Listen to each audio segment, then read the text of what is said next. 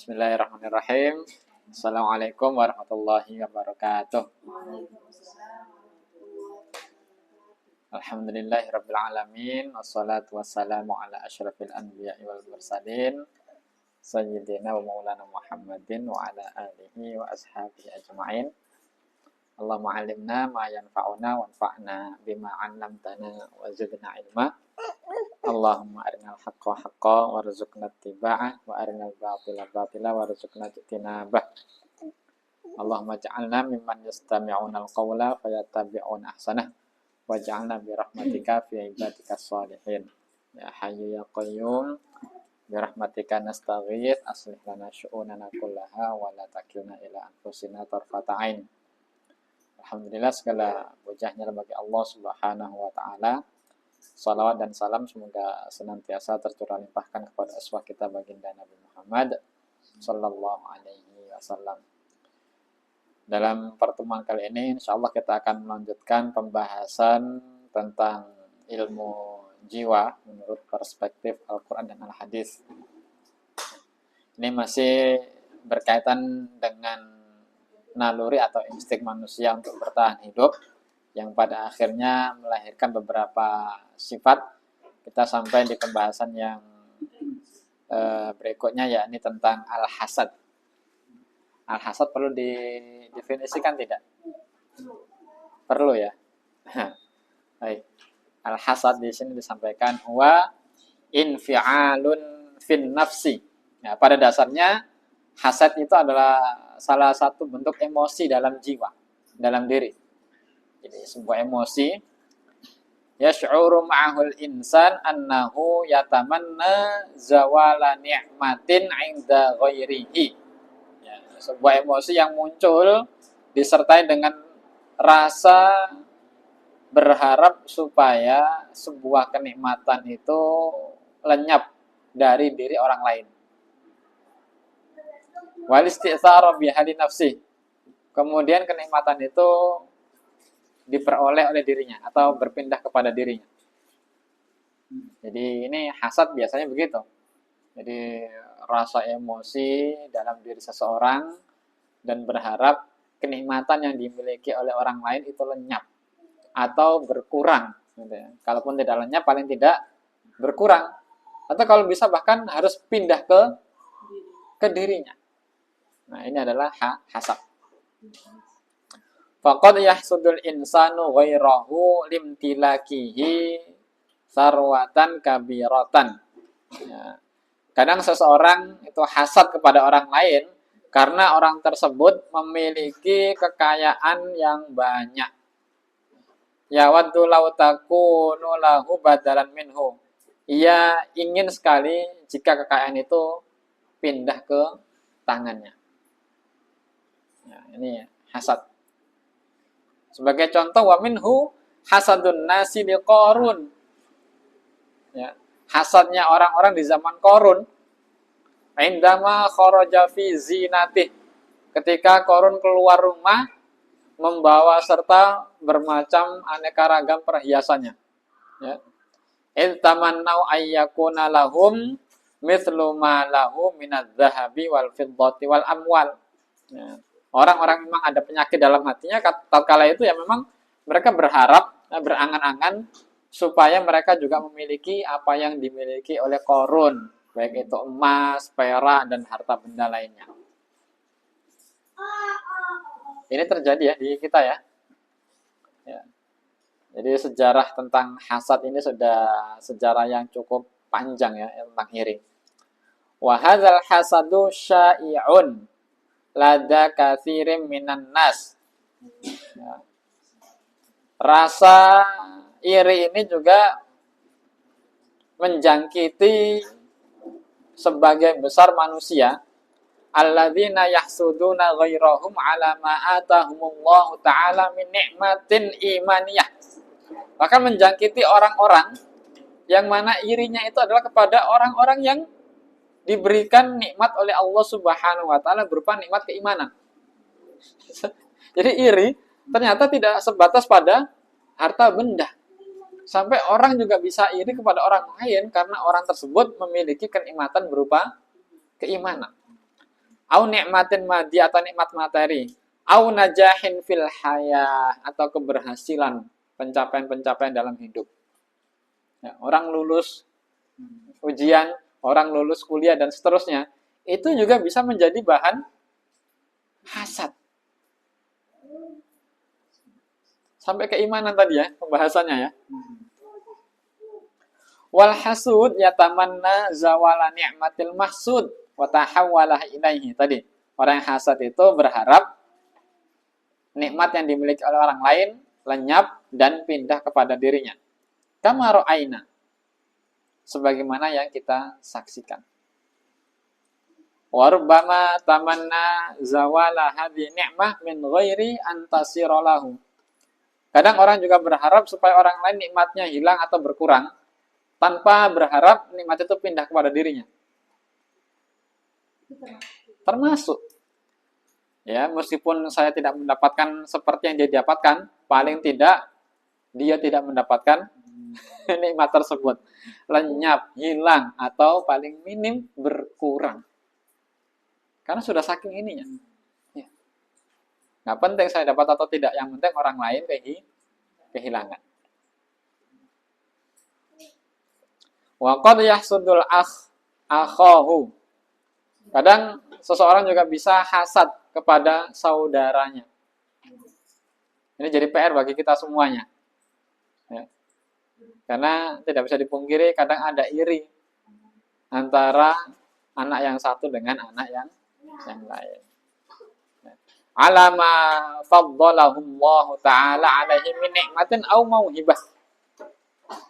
Atas dasar Allah memberikannya karunia berupa kenikmatan atau kelebihan yang lain. Contohnya siapa? Nabi Yusuf. Lebih jauh lagi, Qabil dan Habil. Contohnya di sini Qabil dan Habil. Hinama taqabbalallahu ta'ala qurbana hadzal akhir wa lam yataqabbal qurbanahu huwa. Nah, kisahnya itu kan Allah Subhanahu wa taala menerima kurbannya siapa? Habil. Sedangkan Allah tidak menerima dari Qabil. Karena Allah menerima korbannya Habil, Qabil semakin iri kan. Ini masalahnya kan kurban diterima oleh Allah itu juga bisa menimbulkan rasa iri. Wa minhu aidan hasadu ikhwati Yusuf lahu. Ya, contohnya juga hasadnya saudara-saudara Nabi Yusuf terhadap Nabi Yusuf. Di annahu kana muqarraban min abihi aktsar minhum. Karena Nabi Yusuf dianggap lebih dekat dengan ayahnya daripada yang lain. Padahal itu ya wajar, orang Nabi Yusuf lebih kecil daripada yang lain. Fasa'u ila qatlihi aw takhallus minhu. Jadi rasa iri tadi, hasad tadi, itu bahkan berefek kepada usaha untuk bukan melenyapkan nikmat. Iya, melenyapkan orangnya. Awalnya ingin hasad itu kan nikmat lenyap dari diri seseorang atau berkurang. Kalau sudah pada tahap tertentu, bukan hanya ingin nikmatnya lenyap, sampai ke orang-orangnya. Makanya di kisah-kisah zaman dulu ada santai dan lain sebagainya, biasanya juga karena hasad. Akhirnya orangnya pun ingin dilenyapkan. Sama kebencian. Iya. Dan sejarah ini kan sudah secara panjang, ya. Dari mulai zamannya Nabi Adam, anak-anak Nabi Adam. Padahal kalau kita lihat di kisahnya Nabi Adam, hasad ini tidak masuk sifatnya Nabi Adam. Tapi baru menjangkiti anaknya. Akibat siapa? Godaan iblis. Karena makhluk yang pertama kali di dalam kisah itu hasad itu adalah iblis sebenarnya. Jadi iri dengan Nabi Adam. Ada sombong, ada ini segala macam. Tapi yang lebih diangkat memang adalah sombong dan keengganannya. Tapi kita akan menjumpai juga bahwasanya di sana ada hasad. sehingga dia ingin menjatuhkan Nabi Adam dari posisi yang tinggi dan mulia. Bagaimana caranya? Adam ini terjerumus kan gitu.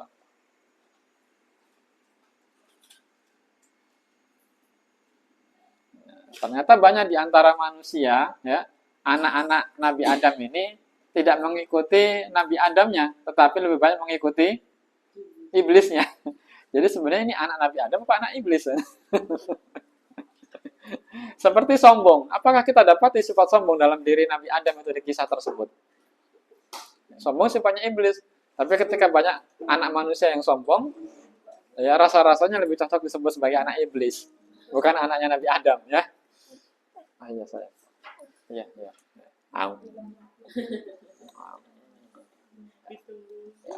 Ya, iya, ya. Oh iya.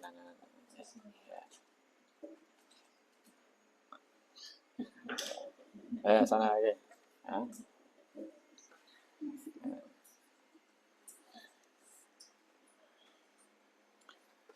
Wa fil Qur'anil Karim bayanun wadihun lil hasadi. Di dalam Al-Qur'an Al-Karim ada penjelasan yang sangat jelas tentang hasad. Hasad terhadap apa? Ala ma atallahu subhanahu anbiya'ahu au awliya'ahu min fadlin fin nubuwah wal hikmah wal ilm. Hasad terhadap apa yang telah Allah berikan kepada para nabi, para wali-walinya, berupa karunia kenabian, karunia berupa hikmah, atau karunia berupa ilmu. Ini jadi bahan hasad. Allah Ta'ala, ya, di dalam Quran surah An-Nisa ayat 54 Allah berfirman, A'udzu billahi minasyaitonir rajim. Am yahsudunan nasa ala ma atahumullahu min fadlih faqad atayna ala ibrahimal kitaba wal hikmata wa atainahum mulkan azima. Atau mereka itu hasad kepada orang-orang yang mana Allah telah memberikan mereka sebagian dari karunia-Nya. Maka sungguh kami telah memberikan kepada keluarga Ibrahim Alkitab dan hikmah. Dan kami pun memberikan kepada mereka kerajaan yang besar. Di sini jelas bahwasanya karunia dari Allah berupa Alkitab dan hikmah itu juga bisa menjadi bahan hasad. Wa minhu aydhan hasadu ahlil kitabi wal musyrikin lil mu'minin. Nah, termasuk juga adalah hasadnya ahli kitab dan orang-orang musyrik terhadap orang-orang yang beriman. Alama wahabahumullahu ta'ala min ni'matil iman. Lantaran Allah memberikan karunia kepada orang beriman dengan nikmat keimanan. Jadi kenapa kok orang-orang itu benci sekali dengan Islam, benci sekali dengan orang-orang beriman, orang-orang mukmin? Sebenarnya adalah karena hasad. Bayangkan, Al-Quran kok diturunkan kepada Muhammad dari bangsa Arab, nggak kepada mereka. Hasad. Nabi terakhir diutus kok bukan dari kalangan mereka, tapi dari Arab. Bahkan di dalam musyrikin sendiri pun mereka iri. Kenapa Nabi yang diutus ini dari Bani Hashim? Keturunannya Abdul Muttalib. Ini yang menjadikan kenapa Abu Jahal itu sulit untuk beriman. Karena dari dulu mereka bersaing dengan Bani Hashim. Sampai ada ungkapan kalau seandainya Nabi itu diutus dari sukunya Abu Jahal, mungkin dia beriman. Apalagi Yahudi.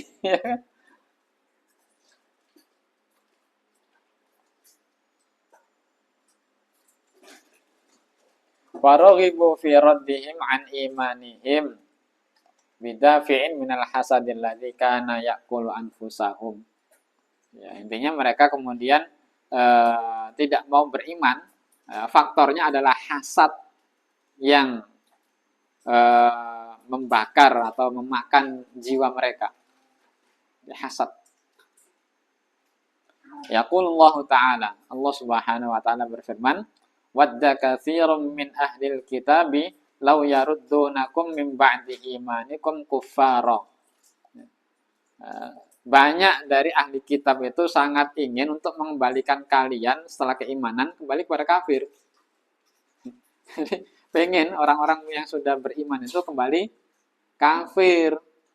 Itu adalah usaha yang selalu mereka lakukan. Kenapa?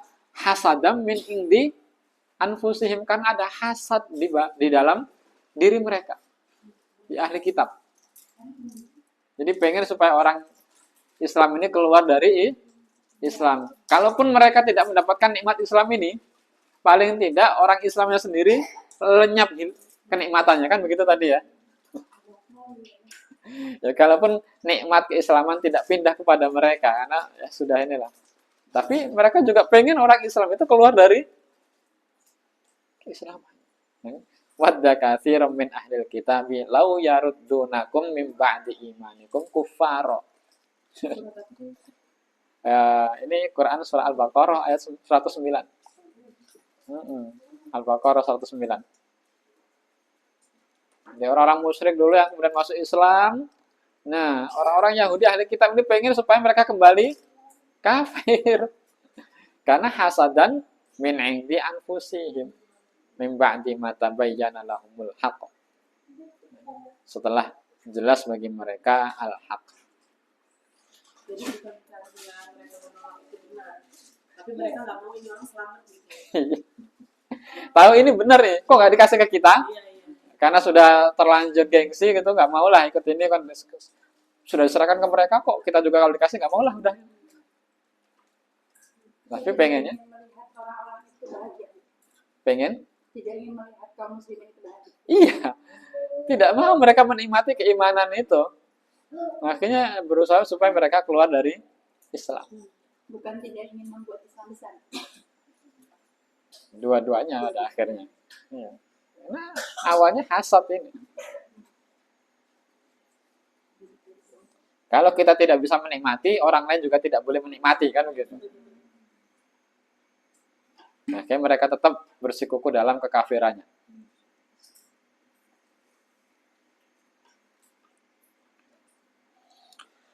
Wa yuthirul hasadu fin nafsi infi'alatin adidatan. Hasad di dalam diri itu juga akan membangkitkan atau mengompori berbagai macam bentuk emosi lain. Misalnya adalah al-hiqd. Al-hiqd itu dengki ya. Jadi ada iri, ada dengki kan. Biasanya kita kan ada al-hasad wal hiqd. Ada iri, ada dengki.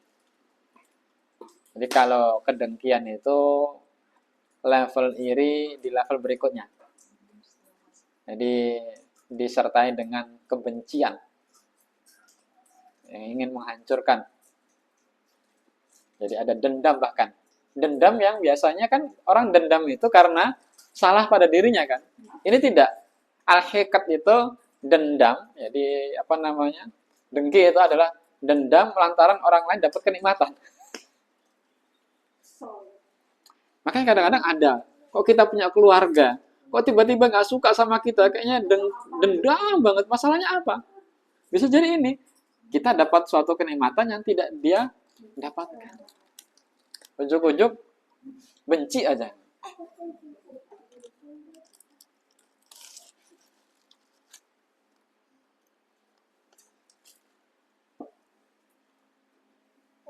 Ya, kok kasih makan videonya?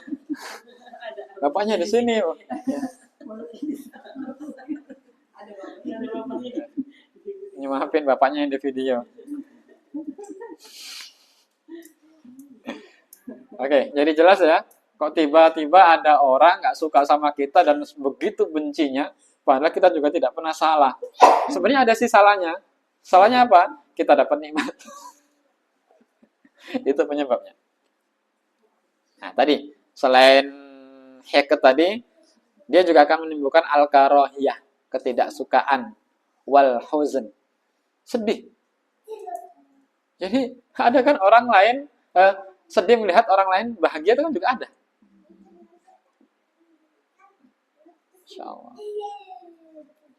Wa ghaliban ma yatahassarul hasudu 'alal khairati takunu li ghairihi minan nasi fa yubghiduhum khaufan min ayyu addiya istimta'uhum biha aw tamallukuhum laha ila hirmanihi minha. Nah, ini intinya begini.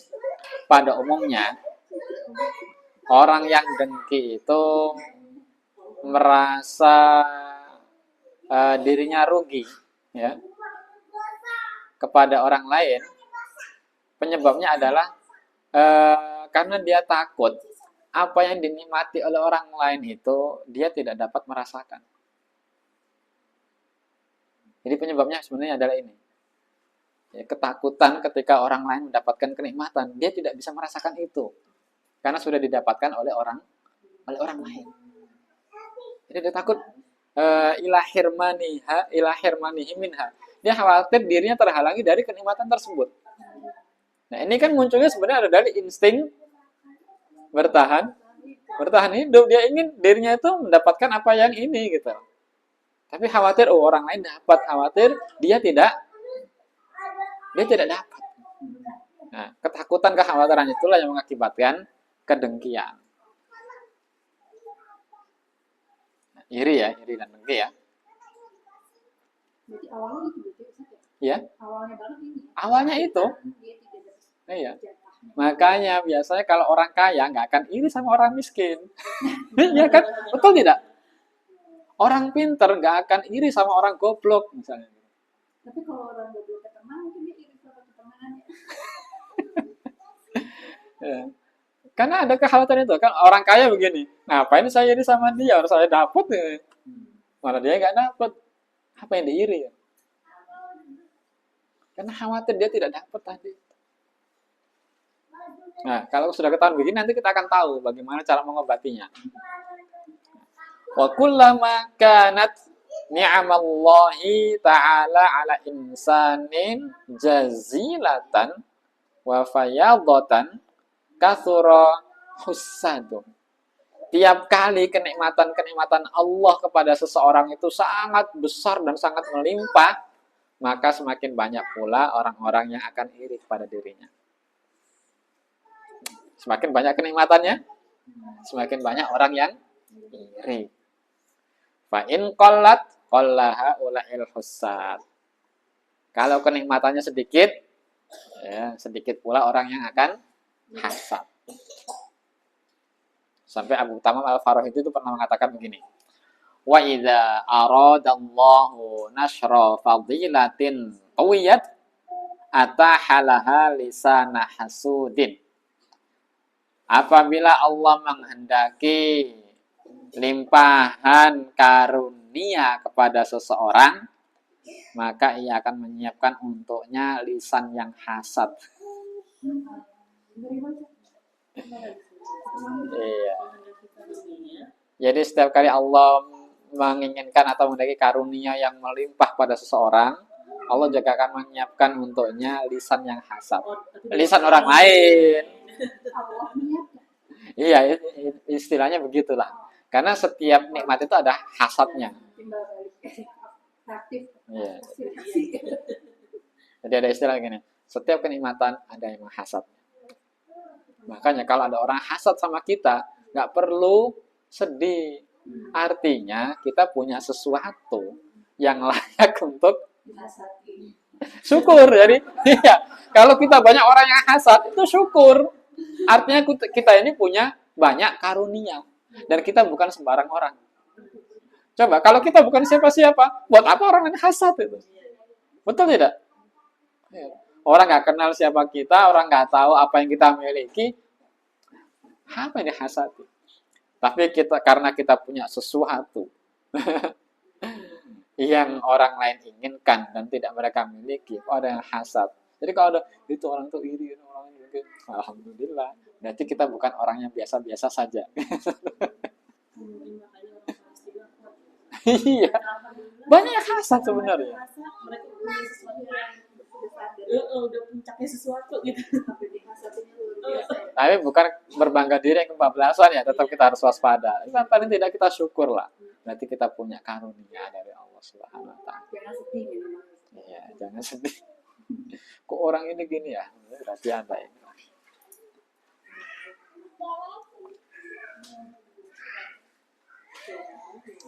Selain kata hasad, ada juga ghibthah kan? Ya, ghibthah. Ghibthah itu bukan hasad. Ya, ini iri yang diperbolehkan. Disebutnya ghibthah. Ya. Iri yang diperbolehkan itu kita menginginkan sesuatu yang dimiliki orang lain tanpa ingin kenikmatan orang lain itu lenyap atau berkurang. Jadi, saya juga pengen lah gitu kan. Dan di dalam Islam, iri yang didukung itu kan ini ya, yang la hasada illa gitu. Itu sebenarnya adalah ghibthah.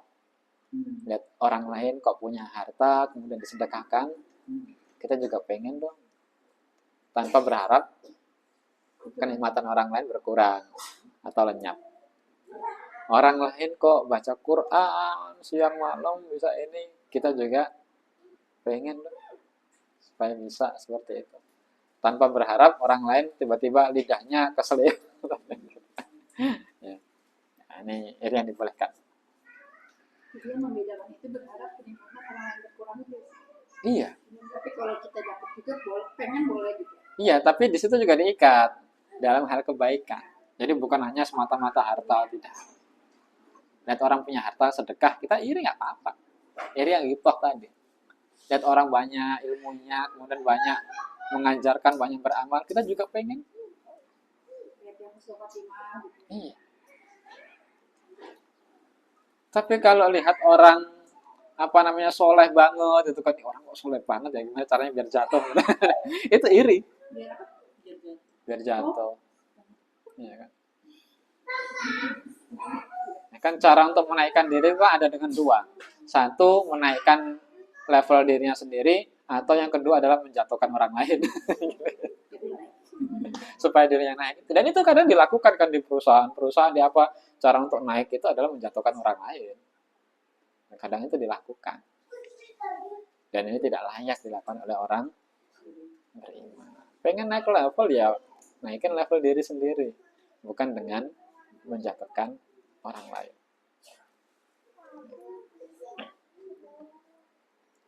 Sampai ada istilah begini, al-mu'minu yaghbitu wal munafiqu yahsudu. Orang beriman itu ghibthah. Adapun orang munafik itu hasad. Tapi sekarang banyak orang mukmin itu hasad. Nah, tadi ada hasad, ada hiqd, ada ghibthah ya. Kemudian ada pula yang disebut dengan munafasah. Munafasah itu juga bukan hasad. Jadi munafasah itu apa? Berlomba-lomba pengen inilah. Iya itu munafasah. Wa fi dzalika falyatanafasil mutanafisun. Jadi munafasah itu kan talabut tasyabbuh bil afadil min ghairi tamannid dharar lahum. Jadi kalau munafasah itu ingin menyaingi ya, persaingan di sini ya. Ingin menyaingi orang lain tanpa berharap membahayakan orang lain. Jadi tidak pengen orang lain dapat bahayanya, hanya pengen mengungguli, ya. Ya, ini persaingan yang sehat. Kompetisi, ya, kompetitif. Dan ini bahkan di ini wafida di kafalnya tanafasil mutanafisin itu dalam menggapai kenikmatan-kenikmatan surga.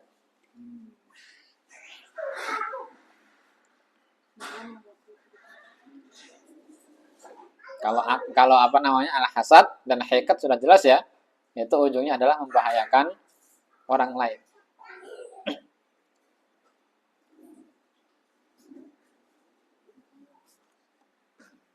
Sering terjadi hasad itu sebenarnya tidak membahayakan yang dihasati.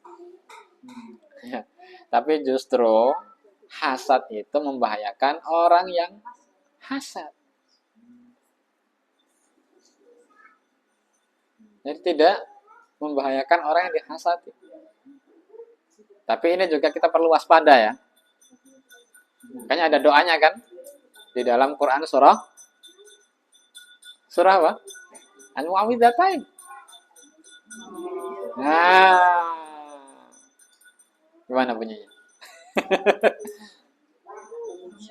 Hasidin idza hasad, jelas. Wa min syarri hasidin idza hasad. Karena dia akan selalu berusaha untuk membuat makar, tipu daya, hal-hal yang sekiranya bisa membahayakan kita atau hal-hal yang bisa melenyapkan atau mengurangi apa yang kita dapatkan dari Allah Subhanahu wa taala. Itu usahanya. Tetapi secara otomatis ketika dia melakukan itu, dia juga sedang membahayakan dirinya sendiri.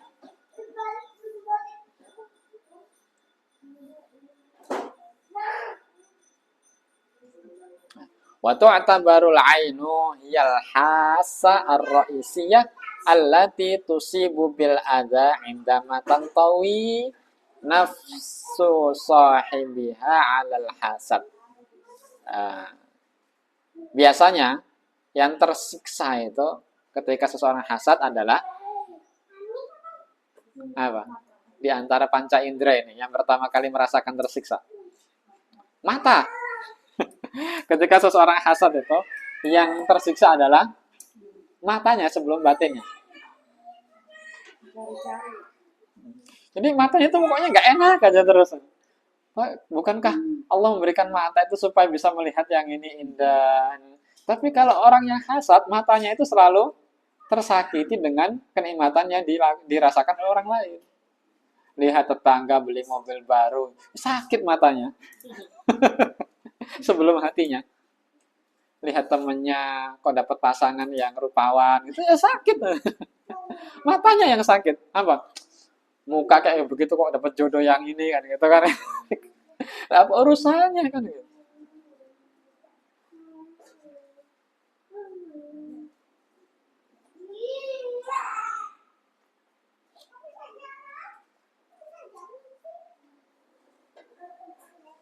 Sampai ada istilah mata orang yang hasad itu diuji dengan kebutaan.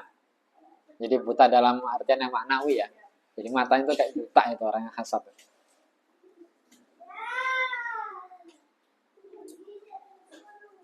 Ai la ta'udu qadiratan 'ala an-nadhari fatusibu bisyarri ma ra'at wa nadharat.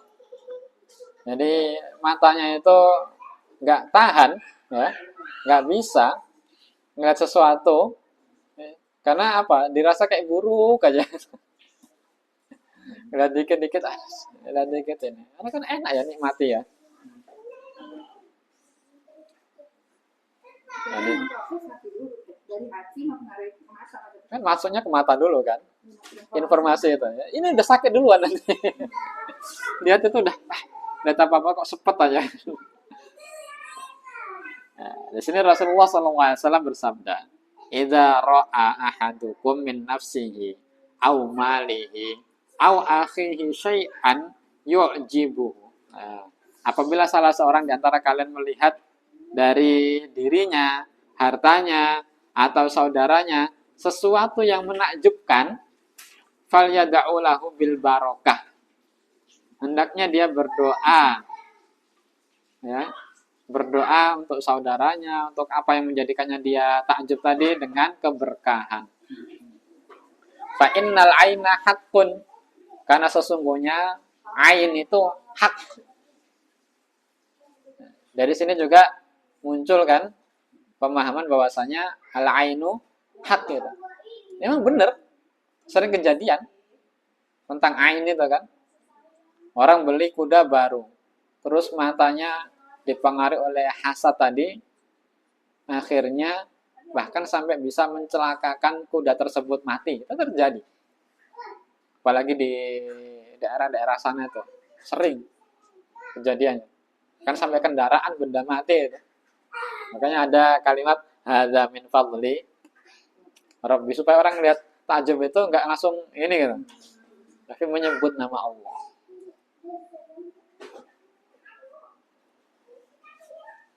Dari Anas bin Malik bahwasanya Rasulullah SAW bersabda, "Man ra'a syai'an fa'ajabahu faqal masya Allahu la quwwata illa billah lam yadur." Nah, barang siapa yang melihat sesuatu yang menakjubkannya, kemudian dia berkata, masya Allah la hawla wa la quwwata illa billah, yang demikian itu tidak akan membahayakannya. Bahkan beliau juga pernah memohon perlindungan kan untuk orang yang terkena ain dengan ayat-ayat Al-Quran. Jadi meruqyah. Beliau juga memberikan ta'awud, perlindungan kepada Al-Hasan dan Al-Husain.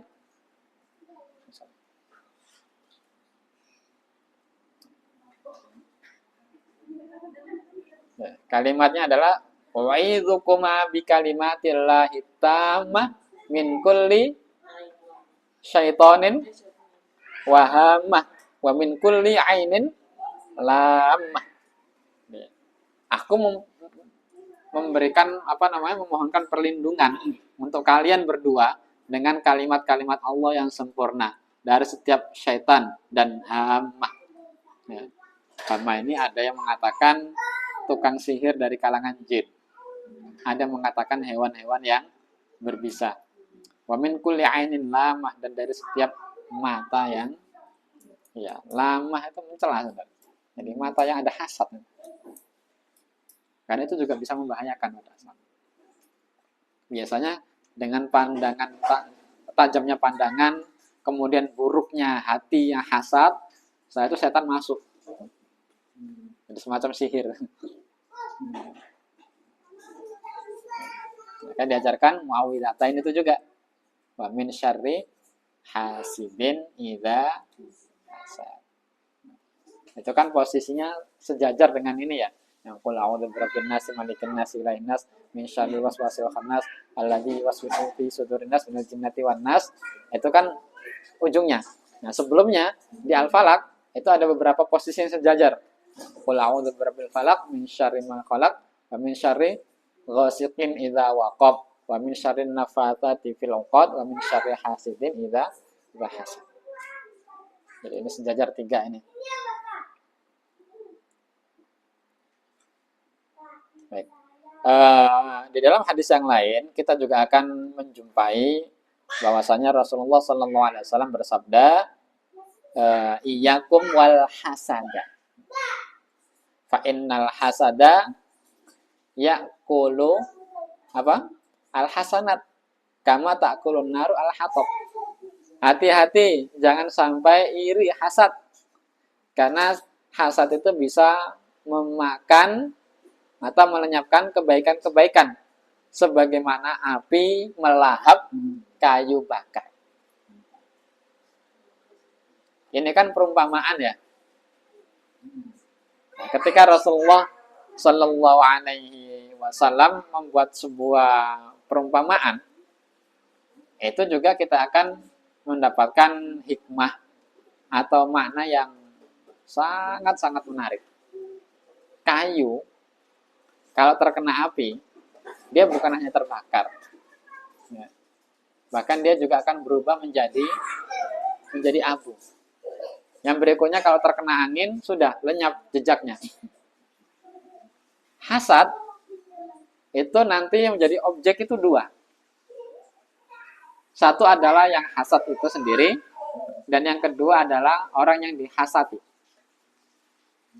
Kalau seseorang hasad kepada orang lain, kebaikan-kebaikan orang lain yang dimiliki itu akan lenyap semuanya. Padahal sering membantu, sering ini dan seterusnya. Tapi ketika kita hasad sama orang lain ini, itu kebaikan orang lain tuh lenyap di hadapan orang yang hasad. Ya kan? Ya. Udah nggak peduli kebaikan-kebaikannya, lenyap. Sebagaimana api melahap kayu bakar tadi. Di samping itu, hasad yang dimiliki oleh seseorang itu juga bisa melenyapkan kebaikan-kebaikannya sendiri. Makanya tadi ada 2 objek di sini. Kebaikan yang dihasati di hadapan yang hasad maksudnya. Atau kebaikan-kebaikan orang yang hasad itu sendiri. Karena sudah buta. Ya. Buta buta tadi, matanya buta, kemudian hatinya pun buta, sehingga kebaikan-kebaikan yang ada di dalam dirinya pun lama kelamaan akan seperti kayu yang dilahap oleh api karena hasad. Jadi kebaikan pada penghasad dan kebaikan yang dihadapi. Kalau kebaikan orang yang hasad mungkin hilang di hadapan Allah Subhanahu wa taala. Adapun kebaikan orang lain dihasati, hilang di hadapan orang yang hasad.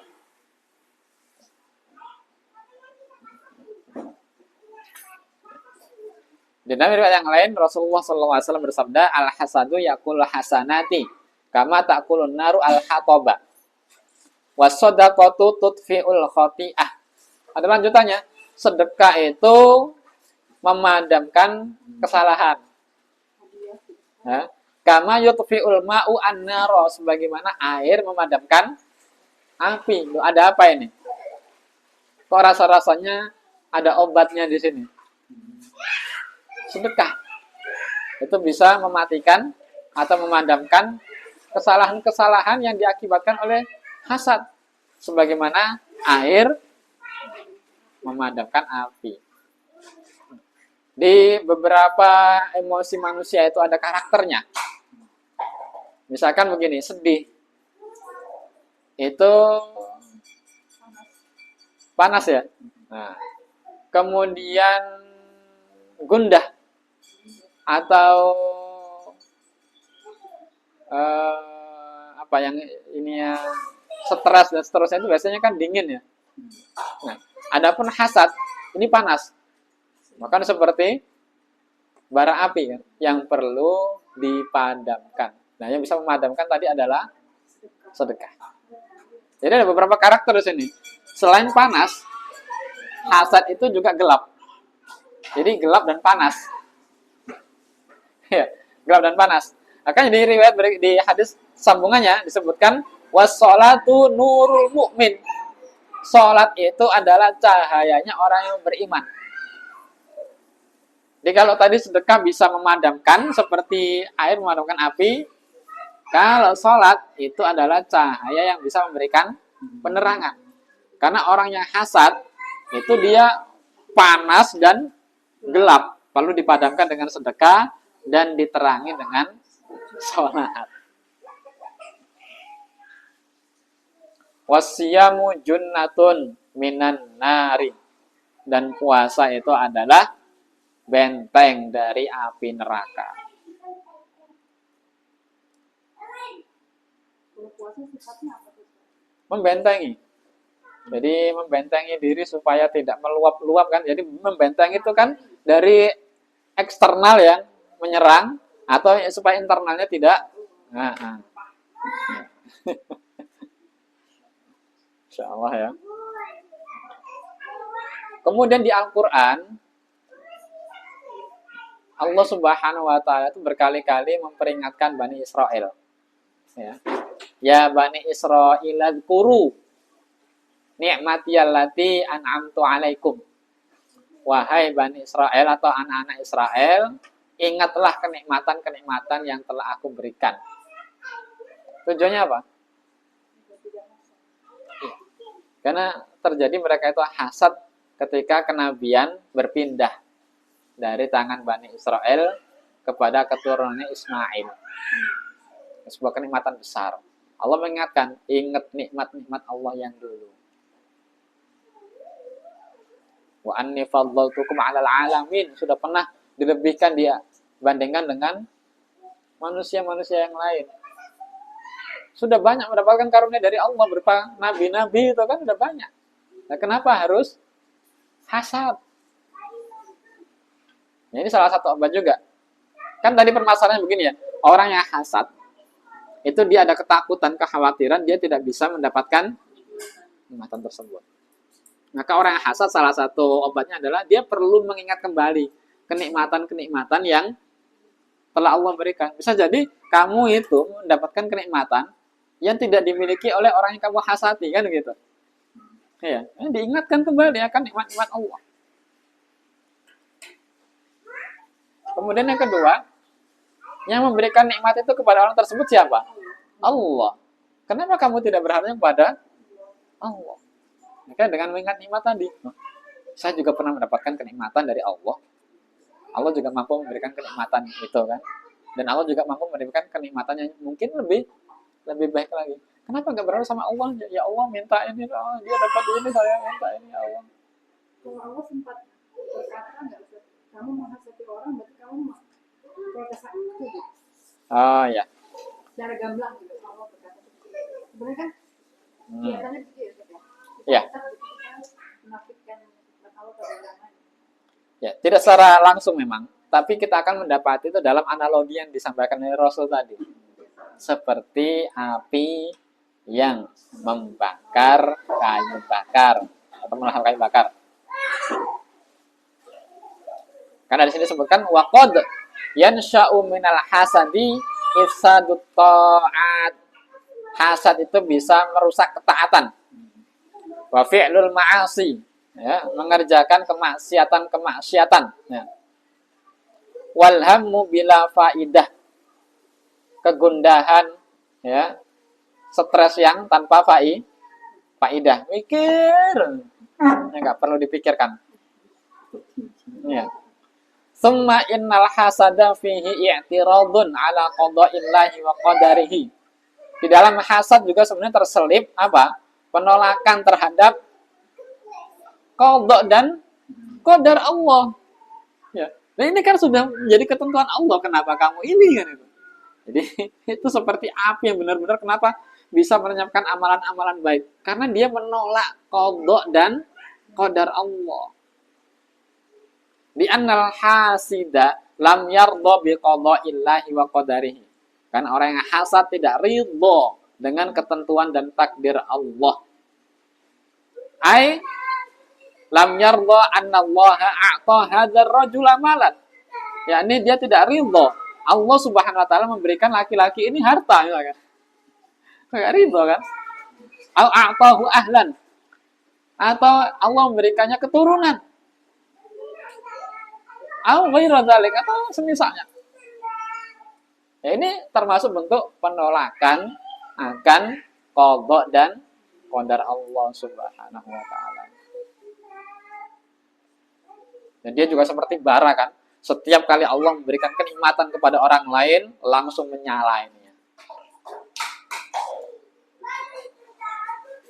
Jadi langsung ihtaraqa qalbul hasid kamadan wa ghaidhan. Langsung menyala itu dengan amarah, murka. Bahwa fi nakadin wa qalakin daimain. Jadi selalu apa namanya? Stres dan gundah gulana ketika orang lain mendapatkan kenikmatan dari Allah Subhanahu wa taala. Obatnya tadi akhirnya. Tsumma akhbara sallallahu alaihi wasallam bi a'malin ukhra shalihatin tanfa'ul 'abda fid dunya wal akhirah. Rasul mengabarkan tadi puasa, apa tadi awalnya? Sedekah, sholat, dan puasa. Jadi hasad kok bisa sampai begitu ya? Seperti api melahap kayu bakar. Iya, karena ada unsur tadi itu loh. Ini masalahnya kan rukun iman ini kan. Kok bisa lenyap kebaikan-kebaikannya? Lah masalahnya ada rukun yang dilanggar. Orang lain dapat keturunan, kita nggak dapat, belum gitu misalkan. Itu kan qada dan takdir Allah. Kenapa kita nggak ridho? Kenapa kita marah dengan orang tersebut? Memang kita tidak secara langsung marah dengan Allah kan? Ini kita marahnya sama karena nggak berani gitu ya. Marah sama Allah, kita marahnya sama orang tersebut yang dapat harta, dapat ini. Kita benci. Kok kamu benci? Benci aja Allah sekalian kalau berani.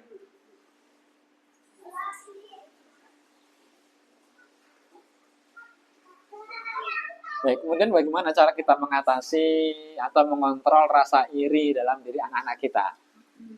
Tadi, penyebabnya tadi apa tadi faktornya? Kekhawatiran dia tidak. Nah, jadi kalau kita memberi yang satu, yang lain juga jangan sampai ketakutannya saya nanti nggak dapat ini, saya nggak dapat itu kan.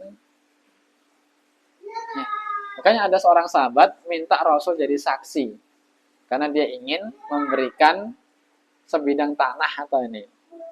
Rasul bertanya, kamu beri juga kepada anakmu yang lain? Enggak. Tidak, kata sahabat tersebut. Apa kata Rasul? saya tidak mau menjadi saksi atas kezaliman. Jadi kalau kamu ngasih yang ini, yang lain juga dikasih. Jadi kita harus menjaga itu. Anak-anak kalau misalkan kita tidak bisa memberi secara merata, atau memang kebutuhannya berbeda, kalau bisa jangan memberikan di hadapan. Nah, ataupun kalau kita amankan, nah ini untuk kamu juga dapat, kamu zakat ini dapat, kamu khawatir nanti kamu minta apa dan seterusnya begitu ya. Karena awalnya di sini. Nah, baru nanti kita tanamkan rasa ridho, qadha, qadar dan seterusnya. Nah, ini memang latihan anak-anak kan? Kadang-kadang kecepatan gitu. Iya. Dia ada kebutuhan gitu. Itu harus bisa menjelaskan ke anak, padahal kan dia masih proses. Iya, dia proses itu kan. Jadi kita harus amankan dulu ini wilayah-wilayah jadi ketakutannya tadi. Kenapa muncul rasa iri ini kenapa? Awalnya dari mana kan gitu. Malah kalau anak nggak punya rasa iri sama sekali, kita juga perlu khawatir. Jadi ada yang nggak on ini. Tapi perlu dikendalikan tadi kan. Kan Islam pun membolehkan iri, yang ini boleh. Yang kayak begini boleh. Wallahu a'lam bishawab. Sementara kita cukupkan sampai di sini. Kita tutup dengan alhamdulillah. Alhamdulillahirabbil alamin. Subhanakallahumma bihamdika asyhadu an la ilaha illa anta astaghfiruka wa atubu ilaik. Assalamualaikum warahmatullahi wabarakatuh.